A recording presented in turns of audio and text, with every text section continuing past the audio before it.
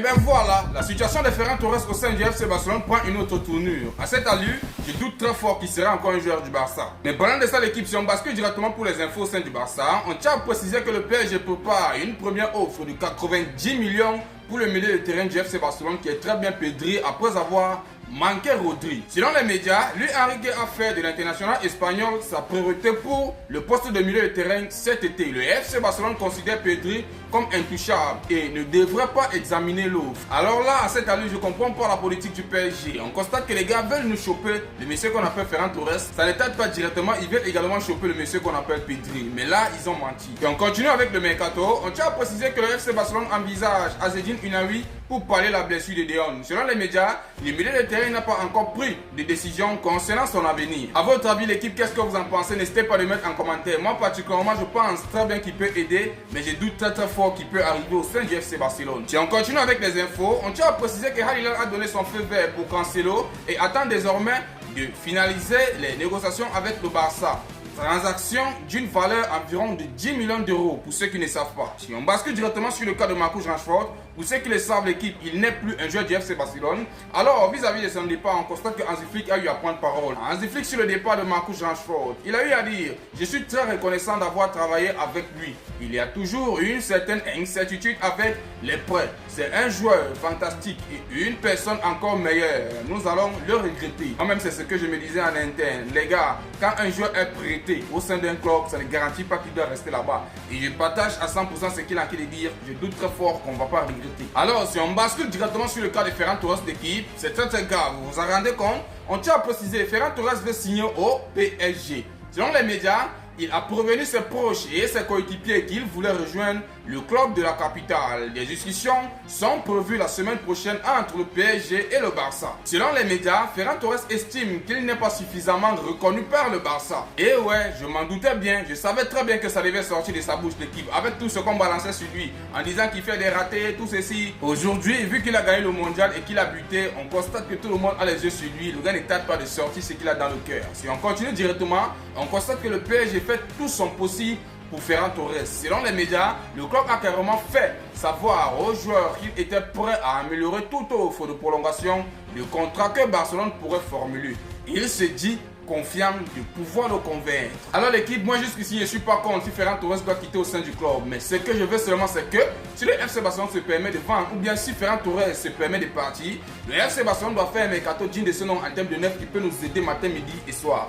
Vu que le cas Julian Alvarez est en train de déranger, avant que Ferran Torres ne puisse partir, de grâce qu'il puisse d'abord recruter un neuf digne de ce nom. Et on continue avec le mercato. On tient à préciser que le Real Madrid suit le défenseur de Villarreal, Renato Vega, en tant que potentiel recrutement défensif. Le joueur de 22 ans figure sur la liste restreinte du club après avoir impressionné lors de la Coupe du Monde avec le Portugal. Un transfert pourrait dépendre de l'avenir de Raúl Asensio, Vega étant considéré comme un possible remplaçant. Comme le Real Madrid ne compte pas s'arrêter là, on constate que les gars se permettent de garder un œil attentif sur le jeune prodige mexicain Gilberto Mora. Mais un transfert n'est pas attendu de sitôt. Selon les médias, ce milieu de terrain de 17 ans a attiré l'attention de Madrid par ses performances avec Xolos et le Mexique, obtenant des rapports de repérage élogieux. Mais pour l'instant, le club est ravi de laisser Mora poursuivre son développement avant d'envisager un éventuel transfert officiel. Et oui, pour ceux qui ne savent pas l'équipe, ce jeune Mora que vous voyez là, c'est le Lamine Yamal du Mexique. Si on continue toujours avec le mercato, on tient à préciser que le Real Madrid est en bonne voie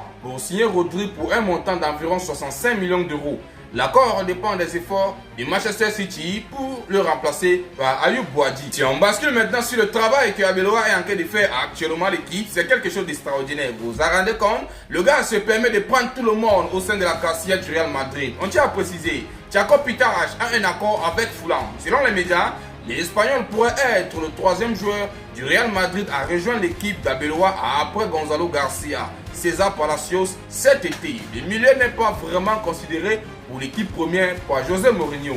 Alors l'équipe, le monsieur qu'on appelle Arbeloa ne tarde pas et dit venez chez moi. Et je peux vous rassurer, il est en mission. Ne soyez pas surpris s'il décroche quelque chose de malade vis-à-vis de cette saison au sein des Fulham. Vous connaissez très bien que c'est la pré-saison qui se déroule actuellement. On constate que le Real Madrid a eu à jouer un match aujourd'hui face à Fiorentina, là où ils ont fait un score de 2-2. l'équipe, on constate que le monsieur qu'on appelle José Mourinho était grave fâché, car il y a des profils qui n'ont pas prouvé de quoi ils sont capables. Mais ce qui me plaît dans tout ça, c'est que Endrick a eu à buter aujourd'hui à la 12e minute. Alors, on espère vraiment qu'il aura un temps de jeu, vu qu'il est en train de prouver quelque chose de bon. Si on continue toujours avec le mercato, on constate que le Real Madrid est ouvert à la possibilité que Vinicius Junior quitte le club s'il n'y a pas d'accord sur un nouveau contrat pour le joueur. Il peut déjà vous garantir que Arsenal est sur la marche et ne soyez pas surpris si vous entendez un here we go pour Vinicius Junior au sein d'Arsenal. Si on bascule directement pour les infos au sein du FC Barcelone, vous connaissez très bien que le jeune Jess Busquets est arrivé au sein du FC Barcelone comme un nouveau joueur. Il a eu à prendre parole et il a eu à relayer quelque chose de très important.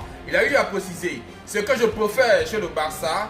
Vous savez bien que le FC Barcelone aime travailler avec de jeunes joueurs et je suis juste là pour être le prochain joueur à travailler avec le FC Barcelone et donner tout ce que j'ai. En grosso modo, on constate qu'il est en train de dire ici que le FC Barcelone est un club qui se permet toujours de donner la chance aux jeunes. Et je peux vous garantir, il n'a pas tort. Si on continue, il a eu à préciser que son joueur préféré dans l'effectif actuel et bien sûr à son poste est le monsieur qu'on appelle Rafinha. Il a dit, c'est un très bon joueur et quelqu'un que j'admire aussi. Et je lui ai déjà parlé quelques fois depuis mon arrivée hier. Il a eu à balancer beaucoup de choses sur l'ami Yamal et j'en passe. Ce qui est sur l'équipe, on va voir de quoi il est capable. Ne vous inquiétez pas. Si on bascule directement pour le mercato que le FC Barcelone se lance vraiment de faire, on constate que toutes les négociations de renouvellement avec le Barça sont actuellement en stagnation et Ferran Torres est ouvert à rejoindre le PSG. Sa signature sera désormais accélérée. Et ce qui me pousse vraiment à croire cette information, on constate que le Barça recherche activement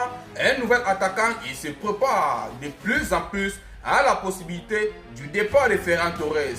Alors l'équipe s'est déjà rassurée à 100% que Ferran Torres est mieux parti pour quitter le FC Barcelone. Si un suite favorable, ne vous inquiétez pas, je viendrai si on va papoter ensemble. Alors n'hésitez pas à vous abonner et on se dit à plus pour une nouvelle vidéo.